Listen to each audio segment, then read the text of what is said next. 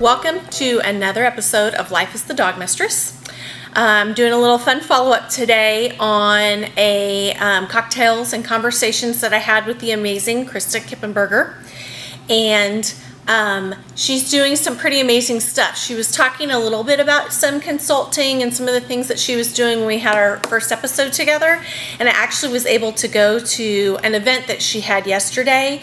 And I'm telling you what, it was just what I needed. So I went to a vision casting and vision board workshop, and I know sometimes you might be like, ooh, seems a little out there for me. And I can tell you, this was not like that at all. And so Krista mentioned that she has a role at Ignite Consulting, and she's really trying to help people live an intentional life. And so I have needed to kind of stop and do a little bit of a reset myself. And so it was a great opportunity for me to have that specific time, taking that plunge and saying, this is what I really need to do in this moment. And why am I doing this? Because we're all the time talking about being your own dog master. You know, dog master is doing your own thing, not settling for status quo. And I think that it is really easy for a person to kind of move out into the world and get caught up and kind of forget that really their intention is to be their best self, and that's their role and their number one job. And I am certainly guilty of that. One of the things that we did that she wanted us to do before we went to the workshop was called a DISC profile, D-I-S-C. And so I'll put a link to your ability to do a free DISC profile. It's on TonyRobbins.com, and it talks a little bit about one's personality, and it was really eye-opening to me. Between the DISC profile results, which I kind of already knew but maybe don't always want to admit, and then the questions that she had us answer, it really helped me be clear about what I wanted to do in 2020. So like I said, we were asked to do this DISC profile before we went to the workshop yesterday.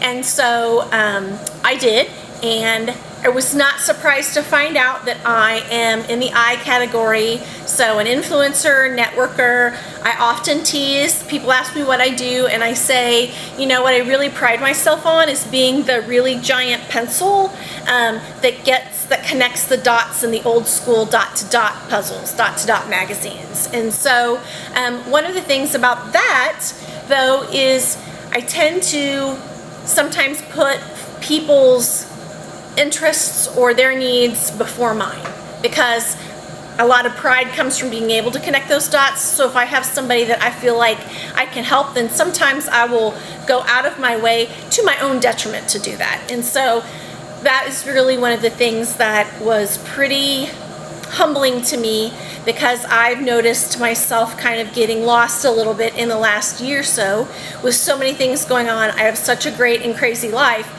that I can honestly start to focus on other things that kind of take me off task, and then I get exhausted pretty easily. So we did that. That was great information. We also got this great questionnaire, things about when you were little, what did you dream about? If you had 2 weeks of free time away from your daily grind, what would you spend your time doing? What is the one thing you find yourself talking about over and over?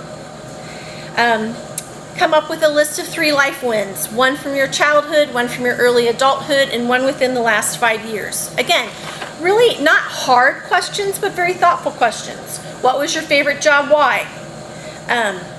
I put haven't had it yet, only because I like for things to keep moving forward. And so I've loved lots of aspects of every job. I have really disliked some aspects of some of my jobs, and so I'm always looking at the horizon for that one. But anyway, we got this little questionnaire. We did the DISC profile, and then one of the things that was really a little bit more overwhelming for me than I really thought was just this question, what if? And she really challenged us to think about, like, what if anything? Not what if as long as it fits in these parameters and it makes me feel comfortable and I know it's a potential reality. What if all the things? And so after we sat through her presentation and we got these materials, we all broke into kind of our own little spaces and really thoughtfully put together the answers to these questions, reviewed our disc profile, and then really got to the big what ifs. And so kind of after we had that compilation in our minds, we were challenged to make a vision board, and it would just be a visual representation of what we're hoping to accomplish in 2020, things that maybe we want to continue to do or things that we really want to make time for. And for me, this is mine. They had all sizes. I would like to put this somewhere where I see it often, so I thought I would make it a reasonable size, maybe in my bathroom or by my desk or something like that. But the biggest thing to me was what's most important to you, because I think that really made me focus on the fact that sometimes I let the other important things or other people's important things or other seemingly important things get in front of what I feel is really important, and then I get super frustrated and cranky with those around me because I feel like I'm not doing the things that my heart is saying to do. So that was super important to me. So you know, I'm all about building community, and I'm really loving the opportunity to build a dog master, dog mistress community, and that's a community of people who are striving to be their best selves, who are really loving who they are as individuals, and who are just starting to change the world of status quo. And so I want to continue to do that. You know, I want more time to reflect and to be calm and comfortable, and I like to do that in nature. And so I have a picture of nature being brought inside as well as a little bit of nature outside. Clearly always working on my relationship with Van.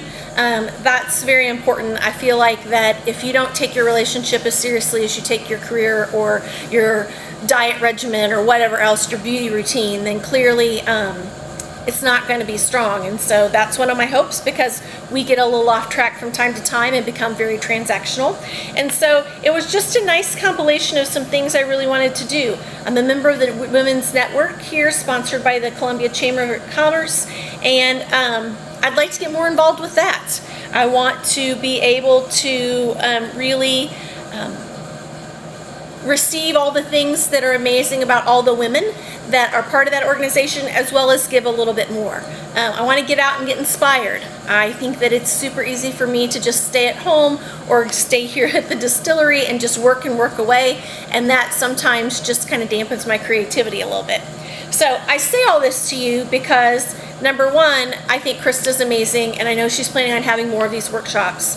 And number two, although these might be concepts or things that you have probably are well aware of, the idea that this was focused time, that I actually made a commitment to this process, number one, felt very calming to me. It was very peaceful. It was very enjoyable to go and do that. And then it really challenged me to really accept who I am and what my natural personality is, but to know that in all the greatness, there's a little bit of weakness, and I really need to be able to pull back a little bit and to focus on my important to-do list so that I can be my best self for everybody else. And so from time to time, if there's an occasion to, I will follow up on a past Cocktails and Conversations episode. And so if you have not watched the one with Krista, I would say please do. This would be a nice little pairing. If there are people in the community you think I need to talk to or talk with or have a cocktail with, I would love to hear about that. We are going to kind of intersperse some new cocktail ideas and maybe just some more independence, being who you are and living as a dog master kind of stuff throughout some of the upcoming episodes. I know some folks are excited about some of the cocktails that we have going on here, and I've actually created a couple of really fun cocktails for events that I would love to share with you. So subscribe to my channel. You can also follow me on Instagram, and also you can follow the distillery on Instagram. The distillery has a Facebook page.